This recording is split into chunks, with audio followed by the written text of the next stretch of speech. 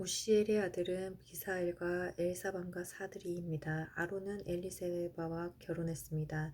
엘리세바는 암미나답의 딸이며 나손의 누이입니다. 엘리사바는 나답과 아비후와 엘르아살과 이나마를 낳았습니다. 고라의 아들은 아실과 엘가나와 아비아삽입니다.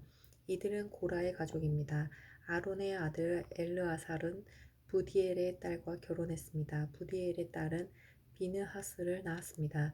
이들은 레위 집안의 조상들입니다.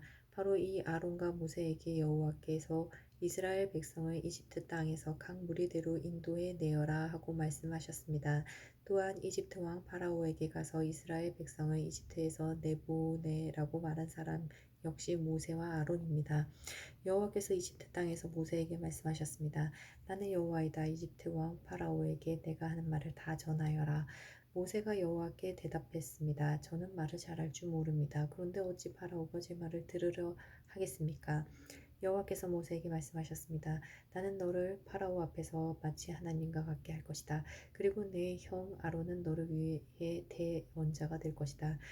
내 형 아론에게 내가 너에게 명령한 모든 것을 말해주어라. 내 형 아론은 파라오에게 이스라엘 백성을 그 땅에서 내보내라고 말할 것이다.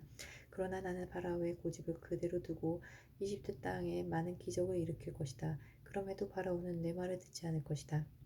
그때에 내가 더 큰 능력으로 이집트에 무서운 벌을 내리고 그런 다음에 내 백성 이스라엘을 각 무리대로 이집트 땅에서 인도해낼 것이다.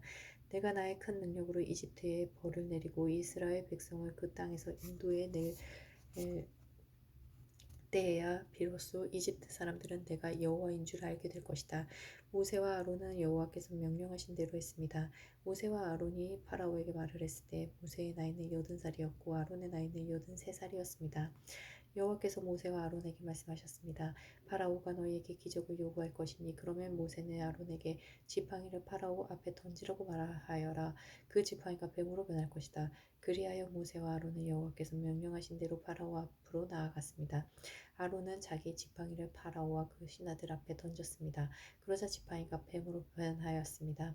그때 파라오도 자기의 지혜로운 자들과 마술사들을 불렀습니다. 이집트의 마술사들도 마술을 부려 똑같은 일을 했습니다. 그들이 자기 지팡이를 땅에 던지자 그 지팡이들이 뱀으로 변했습니다. 하지만 아론의 지팡이가 그 뱀들을 잡아먹었습니다. 그러나 파라오는 고집을 부리며 모세와 아론의 말을 듣지 않았습니다. 여호와께서 말씀하신 그대로였습니다.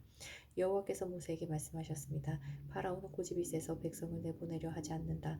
아침에 파라오가 나일강으로 나올 것이니 너는 가서 강가에서 그를 만나라. 뱀으로 변했던 지팡이를 가지고 와거라. 그에게 이렇게 말하여라. 히브리 사람들의 하나님 여호와께서 나를 왕에게 보내셨습니다. 주님께서 내 백성을 광야로 보내서 나를 예배할 수 있게 하라고 말씀하셨지만 지금까지 왕은 이 말씀을 듣지 않았습니다. 그러므로 여호와께서 이 일로 그분이 여호와라는 것을 왕에게 알게 할 것이라고 말씀하십니다. 보십시오. 내 손에 있는 이 지팡이로 내가 나일강에 물을 치겠습니다. 그러면 나일강이 피로 변할 것입니다. 강의 물고기들은 죽고 강물에서는 냄새가 나서 이집트 사람들이 나일강의 물을 먹지 못하게 될 것입니다. 여호와께서 모세에게 말씀하셨습니다. 아론에게 지팡이를 들어 이집트의 모든 강과 운하와 연못과 늪을 향해 손을 뻗으라고 하여라. 이집트 모든 땅의 물이 변하여 피가 될 것이다. 나무 그릇이나 돌 항아리에 있는 물까지도 피로 변할 것이다. 그리하여 모세와 아론은 여호와께서 명령하신 대로 했습니다. 아론은 지팡이를 들어 파라오와 그 신하들이 보는 앞에서 나일강에 물을 쳤습니다. 그러자 나일강의 물이 모두 피로 변했습니다. 나일강의 물고기들이 죽고 강에서 냄새가 나기 시작했습니다. 그래서 이집트 사람들은 그 물을 마실 수가 없었습니다. 이집트 모든 땅이 피로 가득 찼습니다. 이집트의 마술사들도 마술을 부려 똑같은 일을 했습니다. 그러자 파라오는 더욱